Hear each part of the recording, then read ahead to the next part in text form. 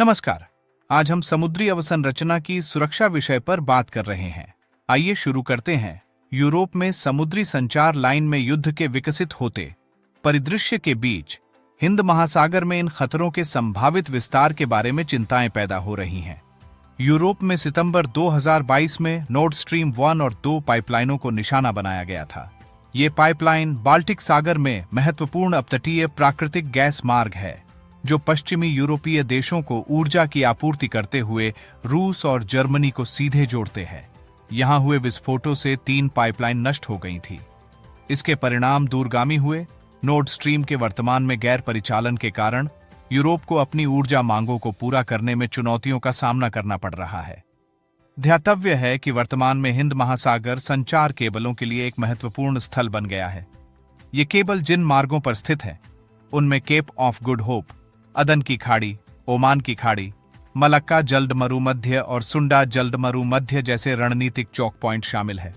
इसके अलावा Bharat cable landing स्थलों के लिए एक महत्वपूर्ण केंद्र है, जिसमें मुंबई और चेन्नई महत्वपूर्ण भूमिका निभाते हैं। हालांकि इन केंद्रों की प्रमुखता उन्हें संभावित हमलों के लिए भी संवेदनशील बनाती है।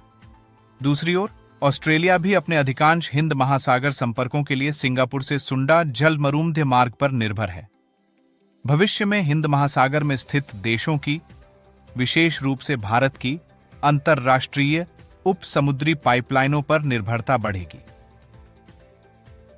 हिंद महासागर में स्थित देशों को समुद्र में युद्ध से उत्पन्न खतरों से प्रभावी ढंग से निपटने में चुनौतियों का सामना करना पड़ रहा है। इसके कई कारण हैं। समुद्री संचार केबलों को अभी तक देश की महत्वपूर्ण सूचना अवसंरचना प्रणाली में एकीकृत नहीं किया गया है। इसके अलावा भारत सहित यहां स्थित देशों में समुद्री बुनियादी ढांचे की सुरक्षा के लिए एक कोई विशेष एजेंसी नहीं है। समुद्री तल के महत्वपूर्ण बुनियादी ढांचे के प्रसार को देखते हुए इन परिसंपत्तियों की रक्षा अब केवल एक सैन्य चिंता के बजाय सार्वजनिक चिंता का भी विषय है। ऑस्ट्रेलिया और भारत सहित यहां के देशों को अपनी रक्षा रणनीतियों में समुद्र तल पर युद्ध के विचारों को एकीकृत करना चाहिए। यूरोप के विपरीत हिंद महासागर क्षेत्र में कई तटीय और द्वीप राष्ट्र शामिल हैं, जिनमें से कई में उन्नत नौसेनाओं या तटरक्षकों की कमी है। इसके अलावा यहां नाटो जैसे सामूहिक सुरक्षा ढांचा का अभाव है। ऑस्ट्रेलिया और भारत को अपनी परिष्कृत समुद्री क्षमताओं के साथ समुद्र तल के बुनियादी ढांचे की निगरानी और सुरक्षा के लिए इन छोटे क्षेत्रीय देशों के साथ सहयोग करना चाहिए।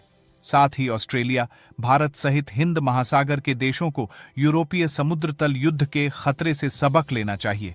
रूस यूक्रेन संघर्ष ने इस बात को रेखांकित किया है कि युद्ध के दौरान समुद्र का बुनियादी ढांचा राज्य और गैर राज्य अभिकर्ताओं के लिए असुरक्षित है।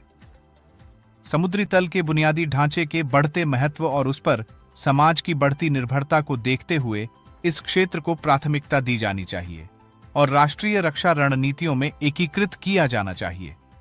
धन्यवाद।